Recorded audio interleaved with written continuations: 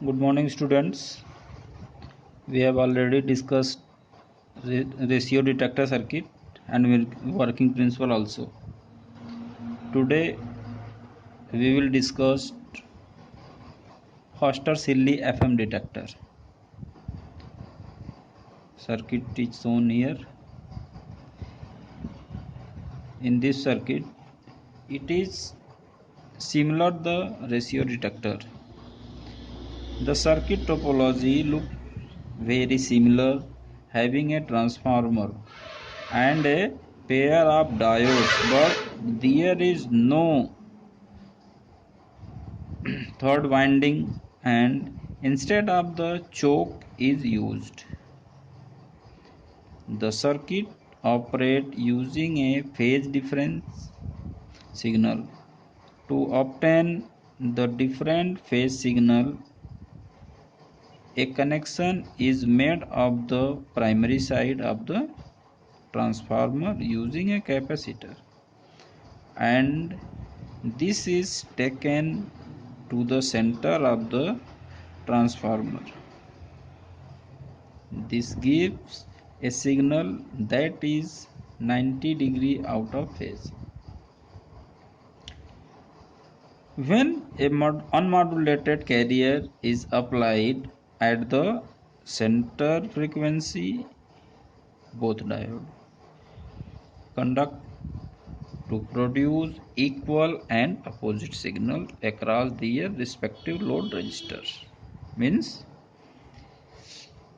जब carrier signal इसमें apply किया जाता है तो इस डायोड के अक्रॉस सिग्नल आता है, वो सिग्नल अनमॉड्यूलेटेड होता है। ये ट्रांसफार्मर के बाद इसमें जो कैपेसिटर लगा है, कैपेसिटर के बाद दो डायोड लगा है। जब इसमें सिग्नल दिया जाता है इनपुट में कैपेसिटर के अक्रॉस, तो ये जो ट्रांसफार्मर है, ये ट्रांसफार्मर उस सिग्नल को 90 डिग्री फेज शिफ्ट कर देता है। मीन्स ये 90 डिग्री आउट ऑफ फेज हो जाता है। When an unmodulated carrier is applied at the center frequency, both diode conduct to produce a equal and opposite voltage. जब इसके अंदर हम सिग्नल देते हैं तो ये जो दो डायोड हैं, डायोड D1 एंड D2, ये दोनों फॉरवर्ड बायस में हो जाते हैं। कंडक्टर का मतलब होता है कि फॉरवर्ड बायस। जब ये दोनों डायोड फॉरवर्ड बायस में होते हैं, तब ये दोनों equal and opposite voltage generate करते हैं, जो इस रजिस्टर को R1 और R2 को मिलता है। ये R1 और R2 दोनों रजिस्टर के लिए लोड का काम करते हैं। The voltage cancel each one another out of the output so that no voltage is present. जब साइकिल चेंज होती है तो डायोड रिवर्स बायस में हो जाता है, अर्थात ओपन हो जाता है, तो इसके अक्रॉस कोई वोल्टेज नहीं होता। As the carrier moves off to one side, यदि कैरियर एक साइड में मूव कर जाए off the centre frequency, the balance condition is destroyed, तब इसका जो बैलेंस कंडीशन होगा वो डिस्ट्रॉयड हो जाएगा। And one diode conduct more than the other, जब ये फ्रीक्वेंसी एक तरफ मूव कर जाएगी तब इसका जो दोनों डायोड में एक डायोड ज़्यादा कंडक्ट करेगा, दूसरा डायोड कम कंडक्ट करेगा। इसका रिजल्ट क्या होगा? This result in the voltage across one of the register being larger than the other. तो इसका क्या होगा कि जब एक डायोड दूसरे डायोड से ज़्यादा कंडक्ट करेगा तो उसके साथ लगे रजिस्टर पे ज़्यादा वोल्टेज ड्रॉप होगा अपेक्षाकृत दूसरे डायोड के।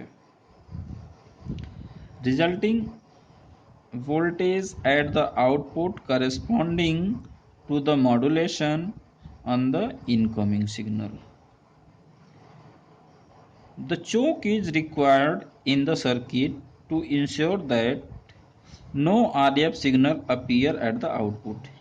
यहाँ एक RF चोक लगा हुआ है, रेडियो फ्रीक्वेंसी चोक लगा हुआ है। इस चोक का काम क्या है कि इस चोक को, ये जो चोक है ये RF फ्रीक्वेंसी को आउटपुट में जाने से रोकता है।